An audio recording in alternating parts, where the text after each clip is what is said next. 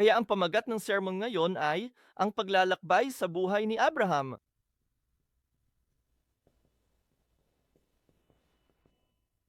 Numero 6, 'di ba? At ito ay tungkol sa Moria. Kahit na ang Moria ay hindi isa sa mga lugar kung saan nanirahan si Abraham, dapat sana ay pumunta tayo mula sa Beerseba patungong Hebron. Ang Hebron ang ikasampung lugar kung saan siya nanirahan. Dahil ang kanyang asawang si Sarah ay namatay doon at kaloonan ay namatay doon si Abraham at siya ay inilibing doon sa yugib ng Makpela sa Hebron. Pero pag-uusapan ko ang Moria ngayon dahil doon naganap ang huling pagsubok kay Abraham. Ang huling pagsubok kay Abraham ay naganap sa bundok Moria. Okay, naniniwala ako na ito ay napakahalaga, napakahalaga. Kaya tatapusin natin ang ating pag-aaral tungkol kay Abraham dito. Kaya bago tayo magpatuloy, hayaan ninyong ibuod ko muna ang buhay ni Abraham.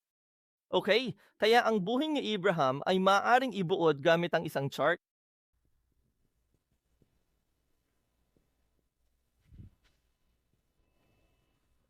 Alam mo, ang kanyang edad ng kapanganakan ay 0 at namatay siya sa edad na 175. Ang kanyang buhay ay maaaring hatiin sa ilang paraan. Sa edad na 75, pumasok siya sa kanan, tama ba? Kaya mula 75 hanggang 175, sa loob ng 100 taon, ginugol niya ang kanyang buhay sa Kanaan, ang lupang pangako ng Diyos. Sa edad na 100, isinilang ang kanyang ipinangakong anak na si Isaac, tama ba? Kaya sa loob ng 75 taon, mula edad 100 hanggang 175, namuhay siya kasama si Isaac. Pero sa unang 75 taon, sino ang kasama niya sa buhay? Nanirahan siya kasama ang kanyang amang si Tera. Kaya sa loob ng 25 taon na ito, mula sa kanyang edad na 75 hanggang 100, sa loob ng 25 taon, hinintay niya ang katuparan ng pangako ng Diyos. Nangako ang Diyos na magkakaroon siya ng isang anak na lalaki na sa pamamagitan niya ay magkakaroon siya ng maraming inapo. Kaya ang 25 taon na ito ay isang panahon kung saan hinihintay niya ang katuparan ng pangakong iyon. Pero may isa pang mahalaga, panahon o yugto sa kanyang buhay na gusto kong pagtuunan ng pansin. Nung siya ay 84 na taong gulang, sa Genesis Kabanata 15, talata 6, doon naniwala si Abraham sa pangako ng Diyos. Sinabi ng Diyos, magkakaroon ka ng napakaraming lahi na magiging kasing dami ng mga bituin sa langit. At sinasabi ng Biblia na si Abraham ay naniwala sa Diyos. At itinuring ito ng Diyos na katuwiran sa kanya. Kaya nung siya ay 84, sa terminolohiya ngayon, siya ay pinawalang sala sa pamamagitan ng pananampalataya. Nung siya ay 84 na taong gulang, ito ang sandali ng pagtanggap niya kay Kristo at siya ay naligtas. Pinawalang sala siya sa pananampalataya. Ibig kong sabihin, halimbawa, ay nagsisimba na siya sa lahat ng oras na ito. Hindi naman sa, alam mo, simula noong mga 50 taong gulang siya, lumipat siya mula sa Ur ng mga Kaldeyo at lumipat sa Haran, di ba? Kaya mula roon, natanggap niya ang tawag mula sa Diyos, lumabas siya sa sanlibutan, papasok na sa simbahan. Ngunit siya ay ganap na pinawalang sala sa pamamagitan ng pananampalataya noong siya ay 84 na taong gulang. Doon kinilala ng Diyos, o nananiniwala ka sa akin. Pero hindi pa yon ang katapusan, di ba? Simula pa lamang iyon ng kanyang buhay pananampalataya. At nasaan ang quote-unquote, ang wakas? Hindi pa talaga itong wakas, ngunit nasaan ang kaganapan ng pananampalatayan iyon? Ito ang tekstong ating binasa ngayon. Sa bundok Moria, ating ipagpapalagay na si Abraham ay mga 125 hanggang 136 na taong gulang nang siya ay umakyat sa bundok Moria upang ialay ang kanyang anak na si Isaac, tama ba? Dahil si Isaac ay sapat na ang edad para magbuhat ng kahoy paakyat sa bundok, kaya malamang isa siyang binata, ganap na nasa hustong gulang. Kaya naman po, doon mababasa natin sa banal na kasulatan na siya ay itinuring na ganap at walang sala sa pamamagitan ng mga dawa. At ano ang ibig sabihin nito? Nangangahulugan ito ng kanyang pananampalataya na perpekto.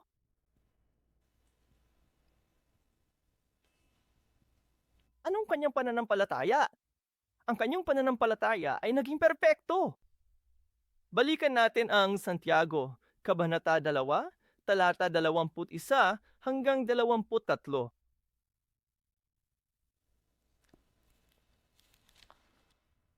Santiago, sa ikalawang kabanata, mula sa mga talata 21 at magtatapos sa 23.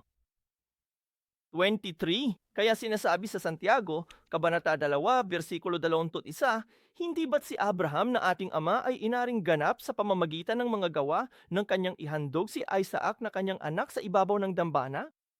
Nakikita mo na ang pananampalataya ay gumagawang kalakip ng kanyang mga gawa at dahil sa mga gawa ay naging ganap ang pananampalataya. At natupad ang kasulatan na nagsasabi at sumampalataya si Abraham sa Diyos at ito'y ibinilang sa kanya na katuwiran at siya ay tinawag na kaibigan ng Diyos. Tingnan mo, sa Moria, nung ialay niya ang kanyang anak na si Isaac, doon naging perfecto o nakumpleto ang pananampalataya ni Abraham at siya ay inaring ganap sa pamamagitan ng mga gawa. Ang salitang perfected dito sa Griego ay perfectamai, teleo, na nangangahulugang tapusin ng isang aktibidad, tapusin ng isang bagay, may sa katuparan ng isang bagay. Kaya ang pananampalatayang ito na nagsimula rito noong siya ay 84 ay sa wakas ay natapos noong siya ay nasa pagitan ng 125 at 136 na taong gulang nang ialay niya ang kanyang anak na si Isaac. Sa pamamagitan ng gawain iyon, pinatunayan niya sa amin, pinatunayan niya sa Diyos, pinatunayan niya sa lahat na talagang naniniwala siya sa Diyos, na tunay siyang may takot sa Diyos. Yan ang sinabi ng Diyos, di ba? Sa Genesis Kabanata 12, Pumanhin 22, talata 12. Matapos talagang patayin ni Abraham si Isaac, sinabi ng Diyos, Abraham, Abraham, tumigil ka. Huwag mo siyang hawakan, tama? At saka, ano ang sinabi niya? Sinabi ng Diyos dito sa talata 12, ngayon ay alam ko na ikaw ay natatakot sa akin. Yan ang sinabi ng Diyos. Kinilala ng Diyos na si Abraham ay may tunay na pananampalataya. Ngayon, alam ko nang takot ka sa akin. Kaya ganun ang nangyari rito sa Moria. Kaya sa madaling salita, ang bundok Moria ay sumisimbolo sa tugatog ng pananampalataya ni Abraham. Ang pinakamataas na punto. Iyan ang tugatog ng kanyang pananampalataya. Doon natin gustong mating. Yan ang aming layunin. Espiritual na layunin, hindi naman literal na pupunta sa bundok Moria. Pero gusto naming makamit ang ganong uri ng pananampalataya. Kaya paano tayo makakarating, Bong? Yan ang pag-aaralan natin. Kaya una, tingnan natin ang pananampalataya ni Abraham. Sa Moria,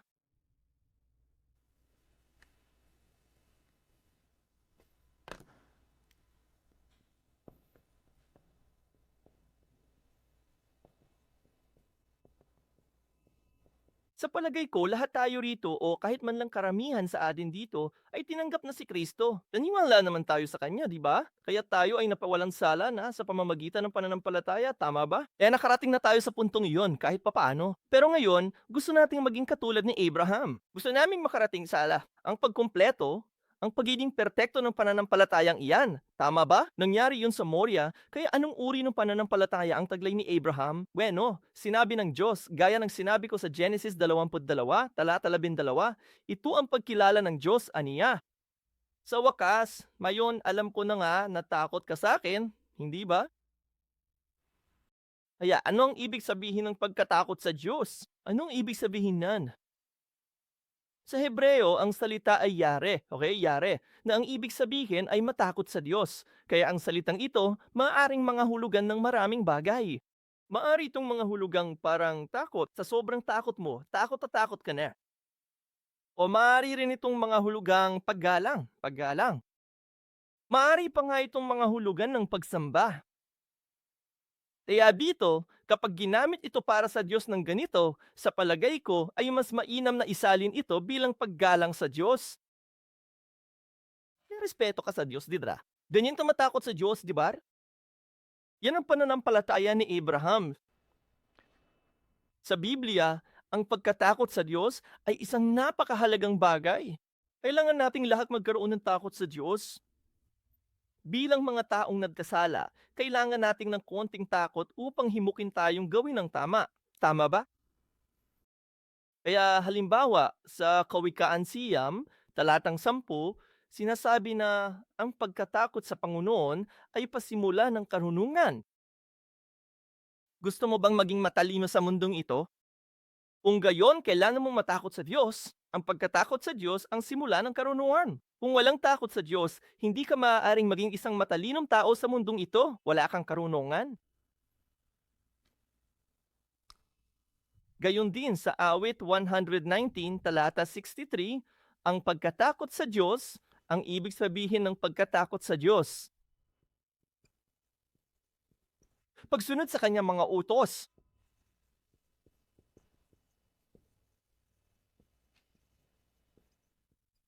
Kita mo, kaya nga sinabi ng Diyos kay Abraham, "Mayon alam ko nang may takot ka sa akin." Dahil sinunod niya ang utos ng Diyos. Kahit na maaaring naging mahirap ito, maaaring mukhang baliw ito, tama ba? Hindi ethical ang ginawa na. Isang ama na pumatay sa kanyang anak. Makukulong ka dahil dyan, di ba? Mapapatawang ka ng parusang kamatayan na. Pero ginawa niya pa rin yun dahil may takot siya sa Diyos. Kaya, ang pagkatakot sa Diyos ay nangangahulugan ng pagsunod sa mga utos. At pagkatapos, gaya ng mababasa natin sa Santiago Kabanata 2, versikulo 21 hanggang 23, ang pagkatakot sa Diyos ang siyang kaganapan ng ating pananampalataya.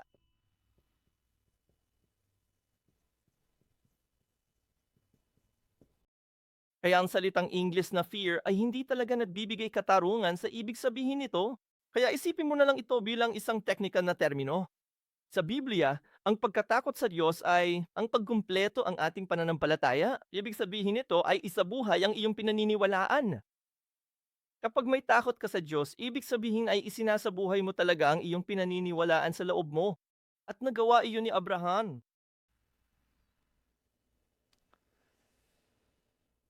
Kaya, sa pagkumpleto ng pananampalataya, ibig sabihin ay dinala nito ang layunin nito. Narating niya ang layunin ng kanyang pananampalataya. Nakarating siya sa layunin ng kanyang pananampalataya. Ayan ang gusto nating lahat gawin dito. Halimbawa, hindi nakarating si Adan sa layunin ng kanyang pananampalataya. Nahulog siya sa kalagitnaan ng prosesong iyon. Yun ang problema niya. Ngunit, nagawa ni Abraham na maabot ang layunin ng kanyang pananampalataya. Kaya paano natin magagawa iyon? Sinasabi ng Biblia na kailangan nating matutong matakot sa Diyos sa pamamagitan ng kanyang salita. Pakibasa po natin ang Deuteronomio 4, talata 10. Deuteronomio, Kabanata 4, versikulo 10.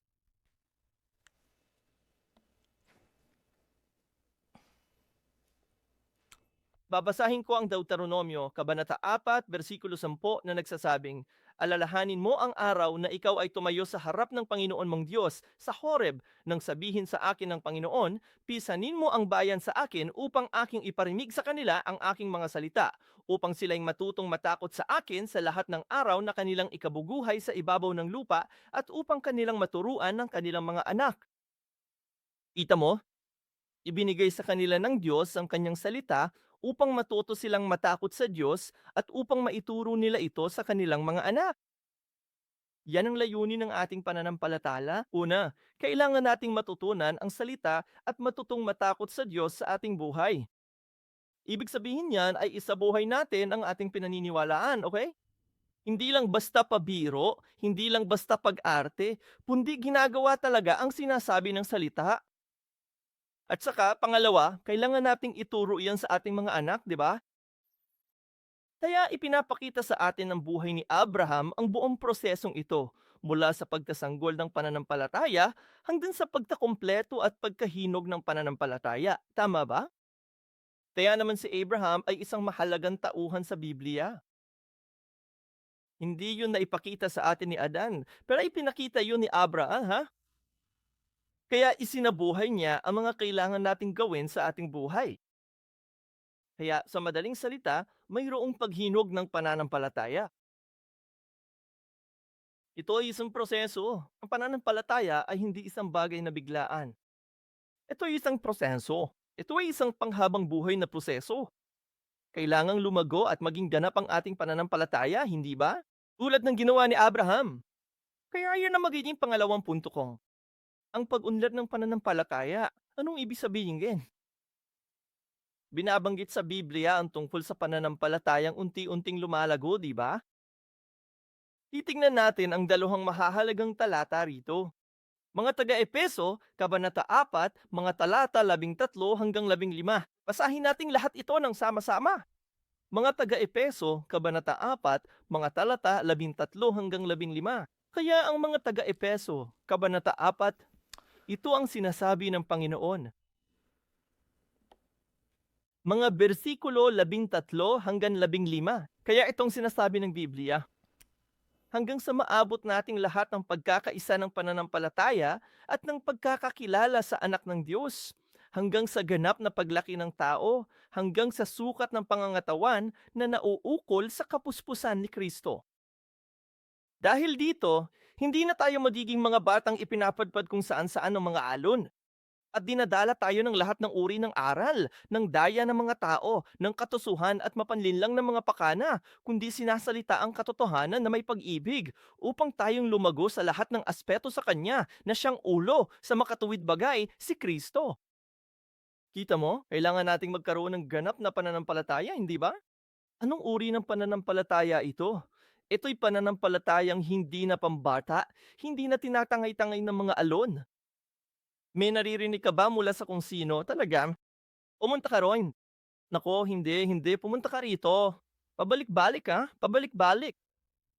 Hindi ka nadaya ng ganitong uri ng mga doktrina ng mga tao.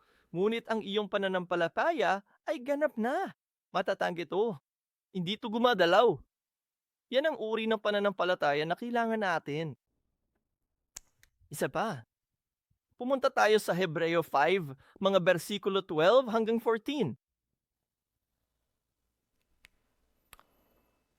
Basahin po natin mula sa aklat ng mga Hebreyo sa loob ng Kabanata bilang 5, simula sa mga talatang 12, 13 hanggang sa huling bahagi na 14. Sinasabi sa Hebreyo, Kabanata 5, mga bersikulo 12 hanggang 14, sapagkat bagamat sa panahong ito ay dapat na kayong maging mga guro, kayo muling nangangailangan na may magturo sa inyo ng mga panimulang simbulain ng mga aral ng Diyos.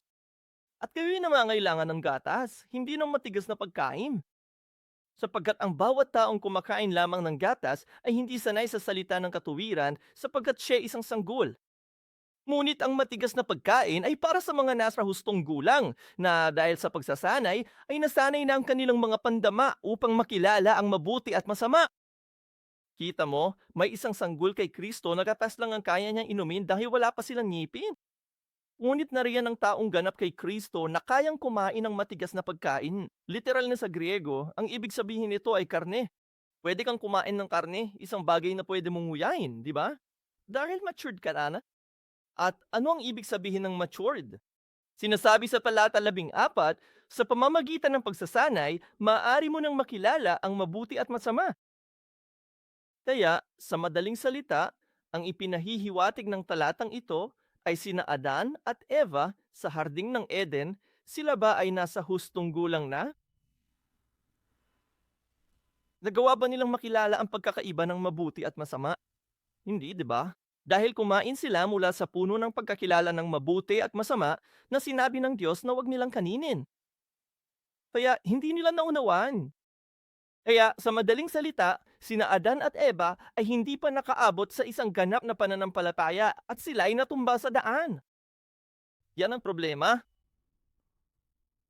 Ngunit ipinakita sa atin ni Abraham ang isang taong umabot na sa ganitong uri ng kapanahunan sa pananampalataya.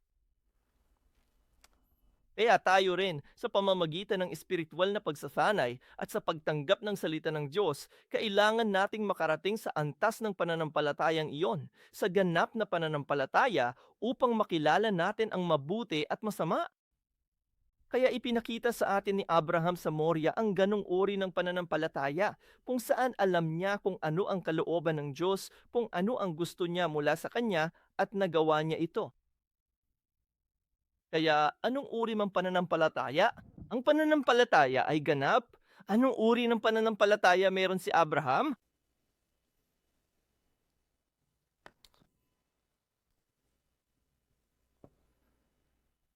Sabi ng kanyang pananampalataya, walang kanya. Sa madaling salita, lahat ay pag-aari ng Diyos. Yan ang uri ng ganap na pananampalataya na kailangan natin. Okay, sabi ng isang taong may ganap na pananampalataya, walang anumang bagay ang pag-aari ko. Ang lahat ay pag-aari ng Diyos. Paano natin nalaman mon? Bueno, ano ang pinakamahalagang pag-aari ni Abraham? Si Isaac yung. Si Isaac ang kanyang pinakamahalagang pag-aari. Yun ang pinakamahalagang bagay sa buhay niya. At kahit ganoon ay nagawa pa rin niyang talikuran niyon. Kaya nga, pwede nating tapusin ito. Dahil kung kaya niyang isuko si Isaac, kaya rin niyang isuko ang lahat ng iba pang bagay sa buhay niya, kahit ang sarili niyang buhay. Bilang mga magulang, anong mas madali, ang kumitil ng sarili mong buhay o ang buhay ng iyong anak? Ang pinakamahalagang pag-aari ay si Isaac at naibigay niya iyon sa Diyos. At kaya pinatutunayan nito na si Abraham, sabi, lahat ng bagay ay sa Diyos. Yun ang kanyang pagamain. Kaya ang oras ni Abraham, ang kanyang pera, ang kanyang mga ari-arian, ang kanyang kahit ano, ang kanyang talino, ang kahit ano, ang kanyang mga talento, maging ang kanyang sariling buhay. At sa wakas, ang kanyang huling pag-ibig, ang pinakadakilang pag-ibig, si Isaac. Kahit na ganon, nagawa pa rin niyang magbigay sa Diyos. Kaya ang tunay na pananampalataya, ang ganitong uri ng ganap at tunay na pananampalataya ay nagsasabing gaano mang kalaki at kahalaga ang kaloob ng Diyos dahil si Isaac ay kaloob ng Diyos, tama ba? Siya ang ipinangakong anak na ipinangako ng Diyos. Kaya ibinigay ito sa kanya ng Diyos. Pero kung sasabihin ng Diyos, ibalik mo na sa akin, kailangan nating masabi ang Amen, di ba? Iyan ang sinabi ni Job sa Job Kabanata 1, talata 21. Ano ang pag-amin ni Job? Sinabi niya, hubad akong lumabas sa sinapupunan ng akong ina at hubad din akong babalik doon. Ang Panginoon ang nagbigay at ang Panginoon ang nag-alis. Purihin ang pangalan ng Panginoon. Iyan ang pag-amin ni Gab. Pumasok ako sa mundong ito ng hubag. Iiwan ko ng hubad ang mundong ito. Pero sa ngayon, hindi ako hudarb. Ibig sabihin, mayaman ako. Nasa plus ako ngayon. Kaya salamat sa Diyos. Ama, pagpalain ng Diyos. Ang Panginoon ang siyang nagbigay nito sa atin. Kayang kunin ito ng Panginoon anumang oras niya gustuhin. Lahat ng ito ay pagmamayari, ma. Sa Job, Kabanata 13, versikulo 15, muli, sinabi ni Job, bagamat patayin niya ako, aasa pa rin ako sa kanya.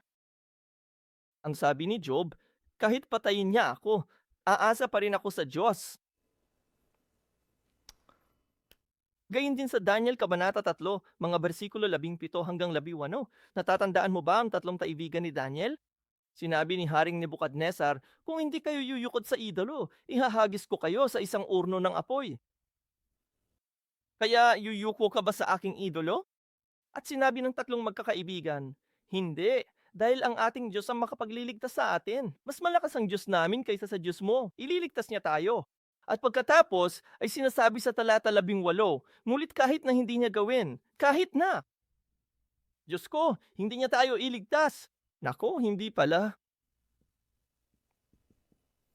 Hindi pa rin kami yuyukot sa iyong idolo. Yun ang kanyang padamin. Kahit hindi ako ililigtas ng Diyos, kahit mamatay ako, maniniwala pa rin ako sa aking Diyos. Hindi ako yuyukot sa iyo, Diyos. Kita mo, iyan ang pagamin ng tatlong kaibigan ni Daniel. Tunay na kamangha-mangha, hindi ba? Yan ang uri ng ganap na pananampalataya na kailangan natin. Sa madaling salita, ang pag-amin na ito ay nagsasabing kahit ano pa ang maging resulta, hindi mahalaga yon. Hindi magbabago ang pananampalataya ko sa Diyos. Sa madaling salita, ang kanilang pananampalataya ay hindi kondisyonal o nakabatay sa kung ano ang magiging resulta ng mga pangyayari. Kung pagpapalain ako ng Diyos at yayaman ako, magtatrabaho ako para sa Kanya. Hindi yun. Hindi mahalaga kung ano ang magiging resulta o ang magiging resulta. Mananatili ang aking pananampalataya sa Kanya sa panahon ng kabutihan, pati na rin sa panahon ng kasamaan, tama ba? Sa mga oras ng kasaganaan at maging sa kabiguan. Iyan ang ganap na pananampalataya. Sinabi ni Jesus, ang hardin ng Getsemani ay nanalangin, huwag ang kalooban ko, kundi ang kalooban mo ang mangyari, tama ba? At ano ang testamento na iyon? Na si Jesus ay mamatay sa krus. Kaya't inaamin niya, kung kailangan ko mamatay at kung iyon ang iyong kalooban, Diyos, gagawin ko. Ito ang ilan sa mga halimbawa ng ganap na pananampalataya. At itinuturo sa atin ng ganap na pananampalataya na ang iyong mga kilos, ang iyong mga gawa, ang nagpapakita ng iyong tunay na pananampalataya, hindi ang iyong mga labi. Hindi lang ito basta-basta pagpapanggap. Ang iyong mga kilos, ang paraan ng iyong pamumuhay, ang mga bagay na iyong ginagawa ay nagpapakita ng iyong mga pinaniniwalaan. Masasabi mo, aba, naniniwala ako. Pero kung titingnan natin ang mga kilos mo at iba ito, ang mga kilos mo ang nagpapakita ng tunay na pananampalataya, tama ba? Ang mga ginawa ni Abraham sa Moria ay tugma sa kanyang pinaniniwalaan. Pero para sa karamihan sa atin, kahit ako mismo, ang mga kilos natin ay hindi pa talaga tugma sa pinaniniwalaan natin, di ba? Kaya ang proseso ng pagpunta sa puntong iyan ay tinatawag na buhay ng pananampalataya. Iyan ang ginagawa namin ngayon. Sa ikalawang bahagi, ipinapahayag ng tinatawag na mature faith. Kahit saan man siya humantong,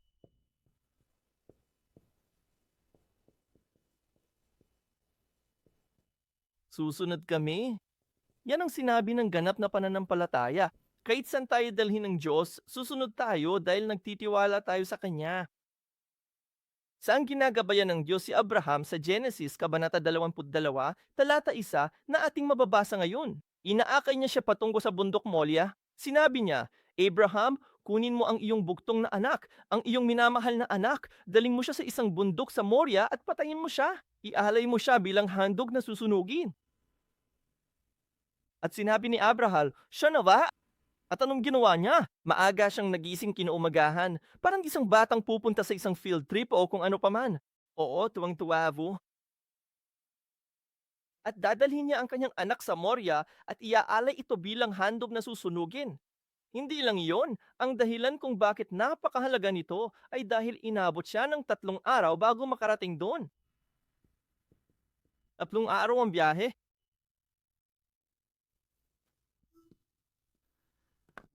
Hindi lang iyon basta isang padalos-dalos na aksyon.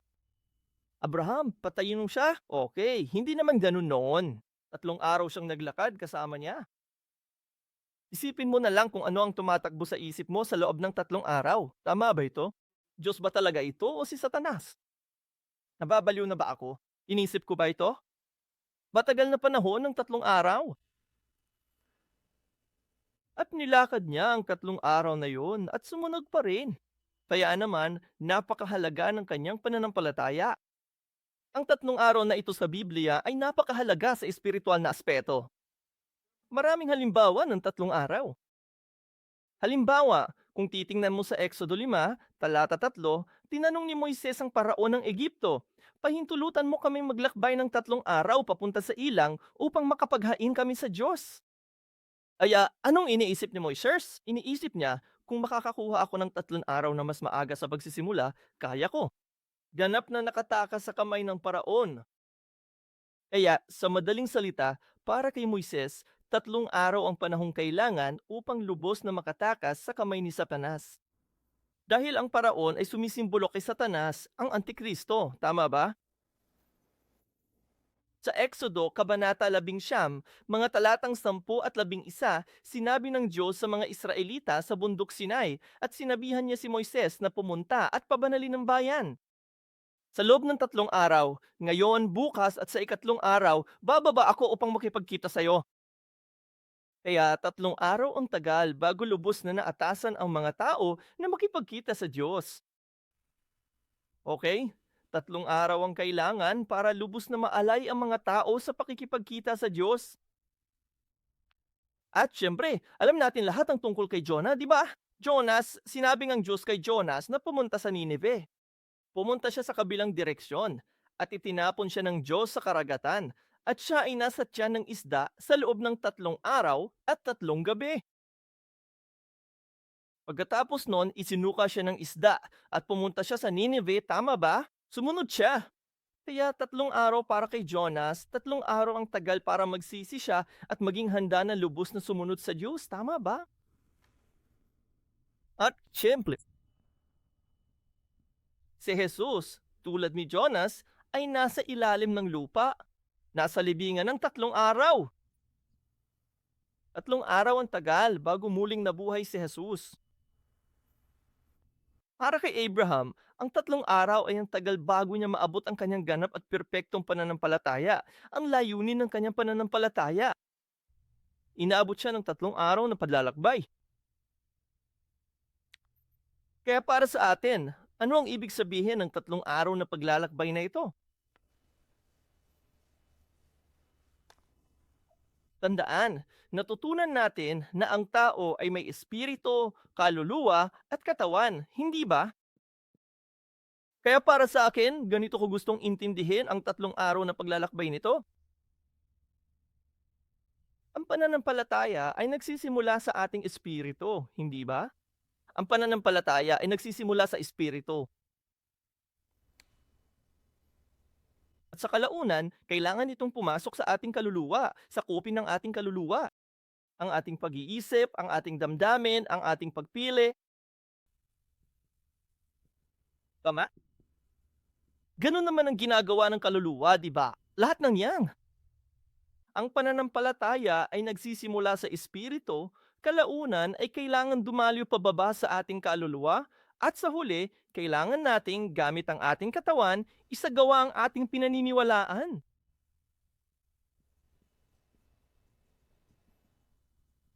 Kaya may 3 yugto, diba? Kaya ganun ko personal na gustong maunawaan ang 3 araw na paglalakbay na ito at ilapat ito sa atin ngayon. Kapag una natin tinanggap si Kristo, naniniwala tayo sa Kanya ng buong puso at ang ating mga espiritu ay naligtas. At pagkatapos, sa ating pag-iisip at damdamin, gusto nating ilapat ang mga pananampalatayang iyon sa ating buhay. Tama ba?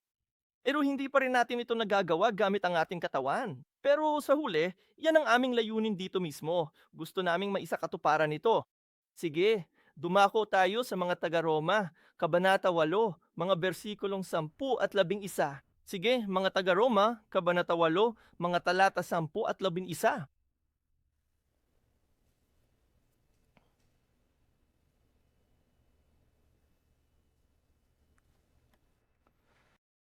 Kaya sinasabi sa mga taga-Roma, Kabanata 8, bersikulo 10, kung si Kristo ay nasa inyo, kahit patay ang katawan dahil sa kasalanan, ang espiritu ay buhay dahil sa katuwiran.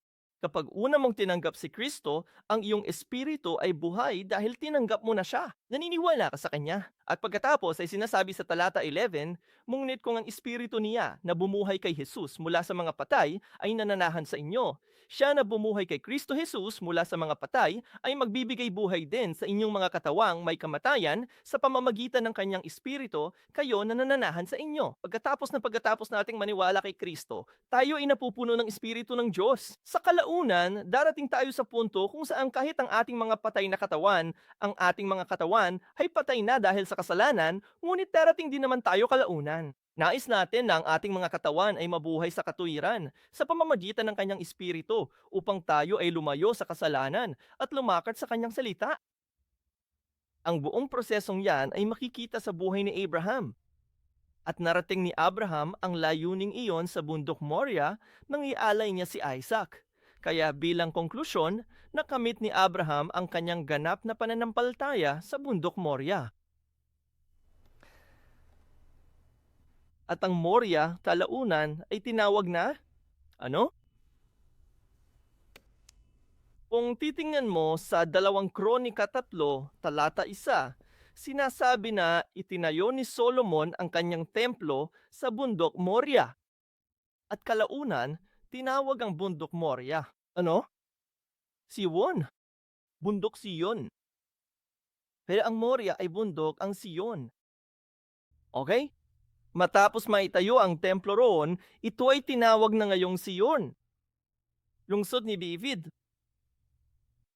Kaya ang Moria ay katumbas ng Siyon. At kapansin-pansin, sa mga huling araw, ang mga mananampalataya, sino ang mga nakakamit ng kanilang tugatog ng pananampalataya ay saan nakatayo? Kung titingnan mo sa pahayag kabanatang 14, talata 1, sinasabi nito na nakatayo sila sa bundok ng Siyon kasama ang kordero, si Heso Kristo. Kaya hindi literal na ibig sabihin nun ay nasa tuktok sila ng bundok Siyon. Kailangan nating pumunta sa Israel. Nangangahulugan nito na nakamit na nila ang kanilang ganap at perpektong pananampalataya. Sino ang mga taong ito? Sila ang mga tinatakan ng tatak ng Diyos na buhay sa kanilang mga noo. Tama ba? Ang pangalan ng Ama at ang pangalan ng Kordero, si Heso Kristo, ay nasa kanilang noo. Nalagpasan nila ang kapighatian at nakaligtas dito ng buo ang kanilang pananampalataya. Yan ang mga tunay na ina po ni Abraham. Kailangan nating makarating sa bundok Siyon sa espiritual na paraan. Kailangan nating makarating sa level na yon. Kaya nais kong tapusin natin sa pamamagitan ng pagbabasa ng Apokalipsis, Kabanata 14, mga talata 1 hanggang 5. Balikan nating lahat ang pahayag. Kabanata 14, mga talata 1 hanggang 5.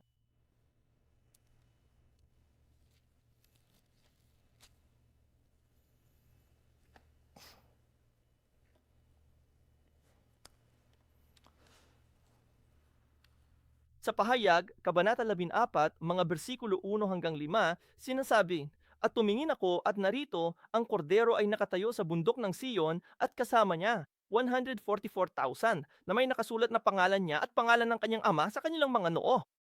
At narinig ko ang isang tinig mula sa langit na parang lagaslas na maraming tubig at parang ugong na malakas na kulog. At ang tinig na aking narinig ay gaya ng tunog ng mga manunugtog ng alpa na tumutugtog ng kanilang mga alpa. At sila'y umawit ng isang bagong awit sa harap ng trono at sa harap ng apat na buhay na nilalang at ng matatanda.